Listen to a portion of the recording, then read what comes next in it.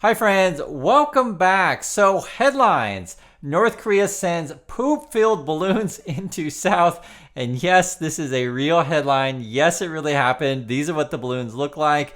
I personally did not see the balloons, so no poop was dropped on me personally. But I do live in South Korea, so I am concerned about these kind of things.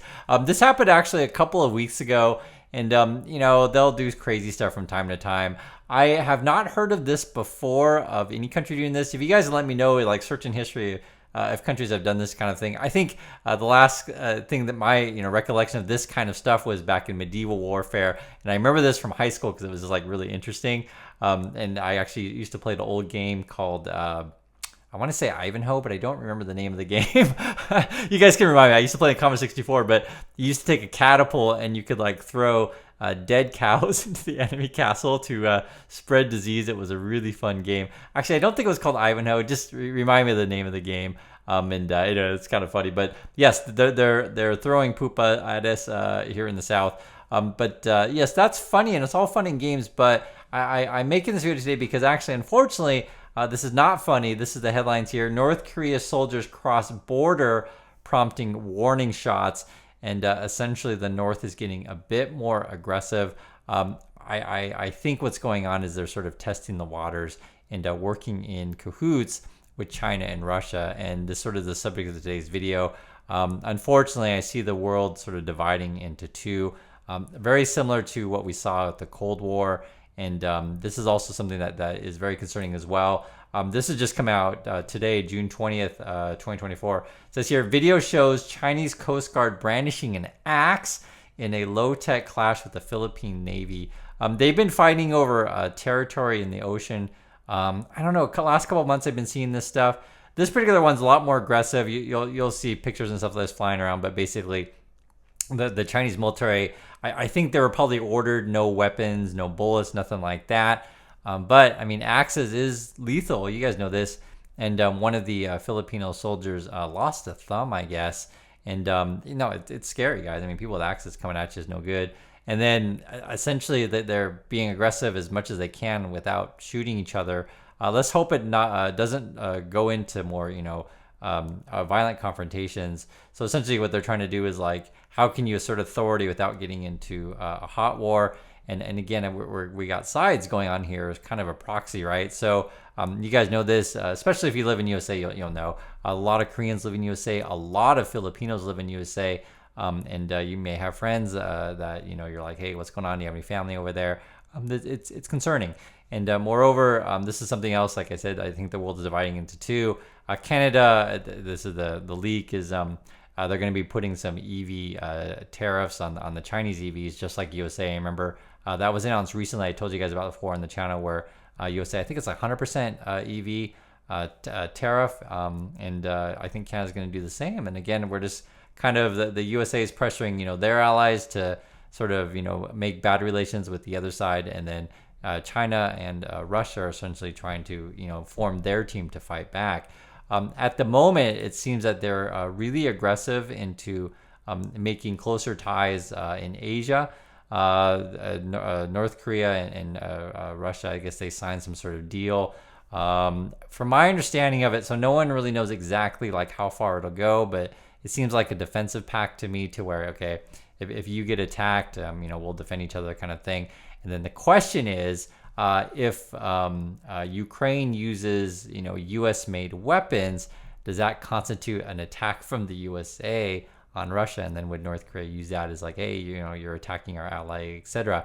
I guess they're going to have more economic ties and trade and stuff. There's been rumors all along that North Korea has been supplying weapons to Russia. I don't know if that's been confirmed or not. I'm just saying that's been part of the rumors. And moreover, we talk about this from time to time, guys, the BRICS thing. Apparently it's getting stronger. My understanding is Thailand and Malaysia are looking to join. And this was just recent news, right? So here's Thailand here. This is on June 21st, 2024. And then this is Malaysia here. And this is, again, also just recently, June 18th, 2024. I think what they're fighting over now is probably going to be Vietnam. And moreover, one of the staunch allies of the USA for decades has been Japan. And I saw this headline. This is all coming out like all right, like recently, June 21st, 2024, like all right today. It says here, U.S. finds no currency manipulation in 2023. Japan added to monitoring list. So basically, the Japanese yen is really, really sinking. And I think probably, Janet Yellen's on the phone and Biden and calling them and say, hey, when are you going to like raise rates or do something like support your yen? They're like, no, we're not doing anything. But basically, this is something that's happened to the Chinese yuan as well, as it just keeps sinking, dollar keeps getting stronger. And, you may think, wow, a strong dollar is great. I mean, not necessarily. If we want to sell American goods overseas, it becomes more expensive for them, right? And then the other issue is, so something like, say, Thailand or Malaysia, if they, see their currencies sink even further, because essentially you're looking around Asian currency, which one do you rather have? For example, your choices, Japanese yen, Korean won, Chinese yuan. Is it the Thai baht? I don't know what Malaysia's currency is called, but like usually the smaller countries' currency will drop even further.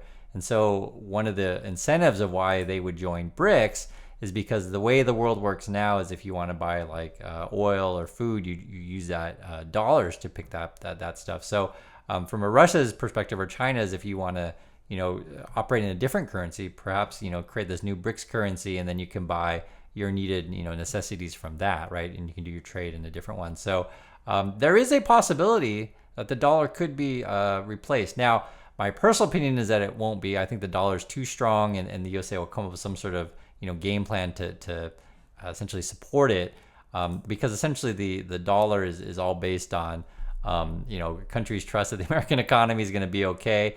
So far, it has been, which has actually been really interesting compared to other places around the world. But I'm just telling you the truth on these things. The other side, be it Russia and China, are making moves to try to supplant the dollar, and we'll see kind of what happens with that.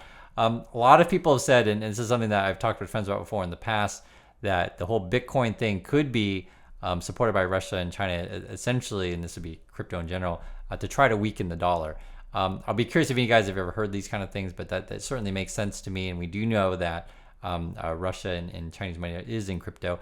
Now, whether or not, say something like the Saudis, if they want to weaken the dollar, I'm not sure. I'm not sure. I know Saudi's been kind of leaning towards that way recently as well. Maybe, and that's a tricky one, right? And then you get into Israel and all kinds of stuff, like which side are they going to be on? And so this is where, and I've said this several times on the channel, in my personal opinion, the USA should just not get involved with the whole, Middle East thing, and because like at the moment they're supporting Israel, and I haven't been thrilled about the Gaza war. I don't talk about it every day on the channel, but I've been really, really disappointed in USA in that, and so I'll just leave it at that. I just don't want to have any part of. I haven't checked the death toll recently in Gaza, but I think it might be 30 or 40,000 people, and I don't make any jokes about anything. It's really quite serious. I don't want any part of that kind of thing. And unfortunately, just the way that it is, there are many people in the USA that like, hey, Israel, they're Jewish, they believe in Yahweh, and we're Christian, we believe in Jesus, so we're going to be friends. There's some people who think that way, and I'm not one of those people. I don't want to base my political policy on religion, so that's just me. I'm just mentioning that because that kind of thing may push America's too close to Israel, may push like a Saudi Arabia away, and maybe go towards the route of taking China and Russia's side. But at the moment, usually the Middle East, they want to be more neutral, which makes sense because they want to sell oil to everybody. But you never know in this world, so do keep an eye on this BRICS thing. Moreover, as mentioned before, the fight now is over Vietnam. So Russia, is making ties with Vietnam. They signed some sort of deal to have more cooperation there. So you're seeing Putin be very aggressive with these kind of things. I don't know what because you guys get this. You have to give up something to get something. So my guess would be, hey, we'll buy your stuff, that kind of stuff. And essentially too, Russia's getting cut off from the Western world, so they got to figure out ways around it. Now, Vietnam's an interesting country because they do business with a lot of people. So the Koreans have a lot of factories in Vietnam, actually. China does business in Vietnam. I'm not sure how many factories they have there. I just don't know. But I know the USA has factories there also. And, Russia may be trying to figure out, I don't think Russia would put factories in Vietnam, though. Like I said, I think it'd be buying their goods, maybe selling. I don't know if Vietnamese oil. I'm just not sure. And that kind of stuff, it gets complicated stuff because I have to, follow every single country around the world. But one of the things that would be a real shame is if USA lost Vietnam in terms of diplomatic relations to Russia. So lo and behold, this is all, just right now, June 21st, 2024, says here U.S. to send East Asia diplomat to Vietnam after Putin visits. So, obviously USA is concerned about this, but we should have been there before, not after Putin. I'm assuming this. Usually our intel is pretty good on the Russia stuff. Is that we knew they were going to be meeting. It'd be hard to keep secret, and so they're probably making plans to bolster relations. Now, ironically, in the next couple of days, my wife and I are going to be heading to Vietnam. I'm just showing you old pictures. We used to live there actually about 5 years ago. I'll say, no, I don't work for the CIA. And yes, I did interview with them. I used to serve in the United States Navy. And then after that, I interviewed the CIA, but I don't work for them or anything like that. So I'm telling you this up front because you're like, hey, why are we seeing these articles about, diplomats to Vietnam? And now Chris is going. No relation. And if I was, I wouldn't be making videos on YouTube about said thing. So I say it all in jest because I wouldn't be. But one thing I will say is that Vietnam is a fantastic place. All these countries I mentioned are fantastic places to visit, and I just want to make friends with everyone. I know that's not essentially the way the world works because we're always fighting over resources and that kind of thing. But I think it's always important to meet people from other countries and you realize, wow, these are people on the ground. They just want everything that you want. They want their kids to go to school. They want to have jobs. They want to live in peace, etc. That's the regular people, and it's really just the leaders at the top that are fighting over whatever. So I'm just sharing you some pictures of when last time we were in Vietnam. It's a fantastic place, and looking forward to share it with you. And when you guys get a chance, you can check out the stuff on our vlog. I'm just mentioning our vlog stuff because we're going to be making videos there, and looking forward to sharing with that. And to me, when I talk about world events, I've been to a lot of these places, so it's real to me, and I know a lot of people from these various countries, and have friends places. So hopefully we can keep peace. But lately I just feel like things are getting a bit more dangerous, unfortunately. Right now we have two hot wars, right? So we have the situation in Gaza, and also the situation in Ukraine has been going on a while. And we'll see what happens. Hopefully North Korea doesn't get more aggressive. Poop is one thing, but soldiers is like a whole other thing that we don't want to see, like soldiers crossing the border just to be testing the waters.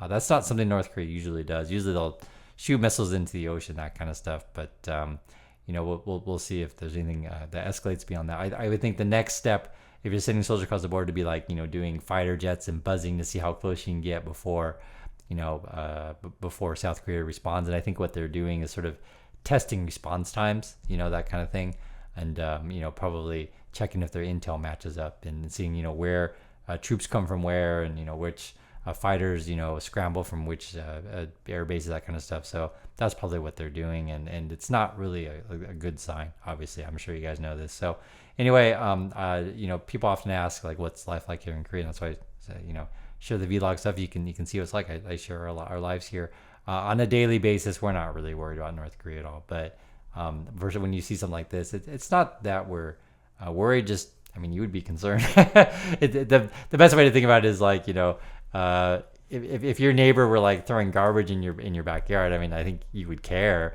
You don't want to get necessarily in a fight over it, but you're like, hey, cut it out. No more garbage, no more poop, please.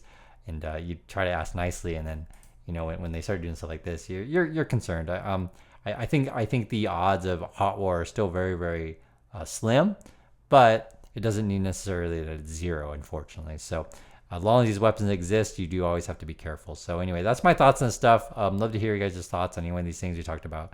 Relations between various sides. We talked about the weakening of the dollar. We talked about BRICS. Let's also talk about establishing relationships with various countries. So want to hear your thoughts also on these things, and I'll catch you all in the next video.